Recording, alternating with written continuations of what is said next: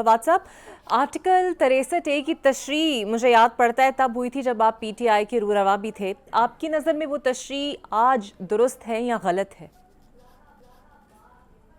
देखिए, article 63A जो है ना, वो बेसिकली लाया गया था एक खसूसी तनाजुर में। वो ये कहता है कि आप जिस पार्टी से मुंतखब होंगे, आप 3 सूरत हाल में उस पार्टी के फैसले के खिलाफ वोट नहीं देंगे। नंबर 1, अगर आप लीडर ऑफ द हाउस मुंतखब कर रहे हैं। नंबर 2, बजट के मामले में।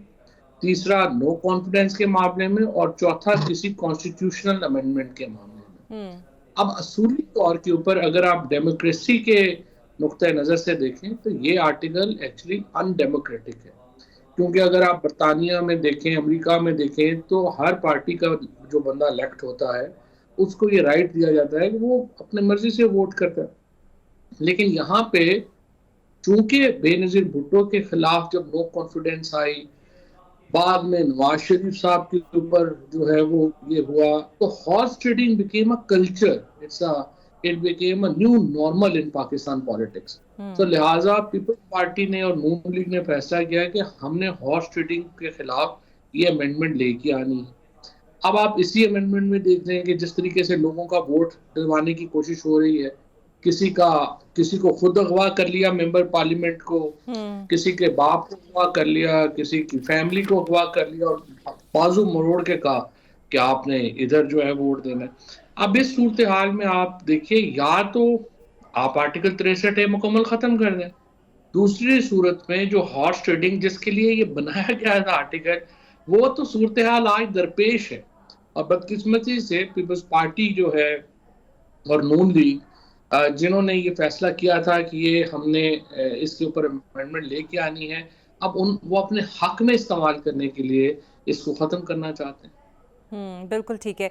और जिस तरह इस तशरीह के केस का फैसला सुना जा रहा है वो क्या सही है? क्योंकि जस्टिस मुनीब अख्तर ने माजरत कर ली, प्रैक्टिस प्रोसीजर एक्ट का इजलास बुलाया गया, जस्टिस मंसूर अली शाह शामिल नहीं हुए, फिर भी बेंच तश्कील कर दिया गया, तो मामलात वो चलाई जा रहे हैं चाहे कोई आना चाहे या ना आना चाहे।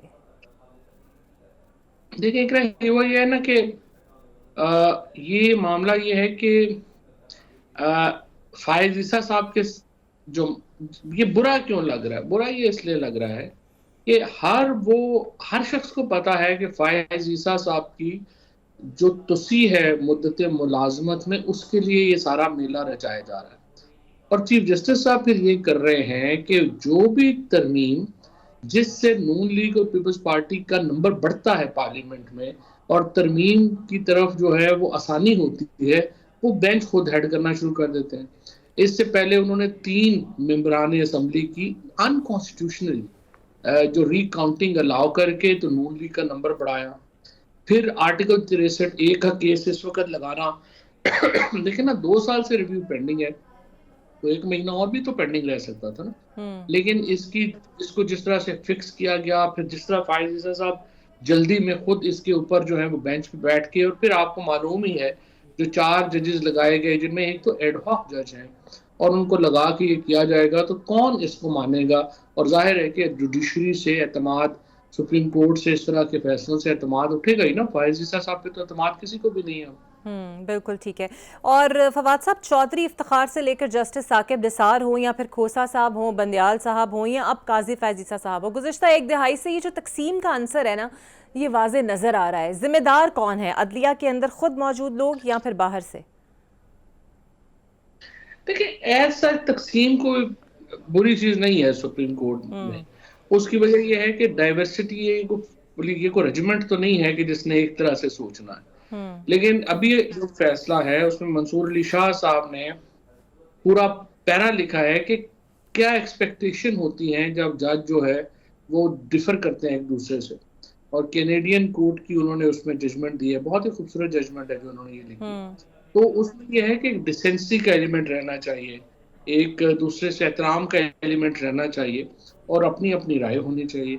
लेकिन यहाँ पे चूंकि चीफ जस्टिस साहब जो हैं उन्होंने एक जिद सी बना ली है, और वो एक बच्चे की तरह बिहेव कर रहे हैं कि चाहे खिलौना, कितने मर्जी खिलौने टूट जाए, मुझे दूध मिलना चाहिए। तो सी मुलाजमत के लिए بہت آگے چلے گئے ہیں، ظاہر ہے کہ کافی انفارچونیٹ.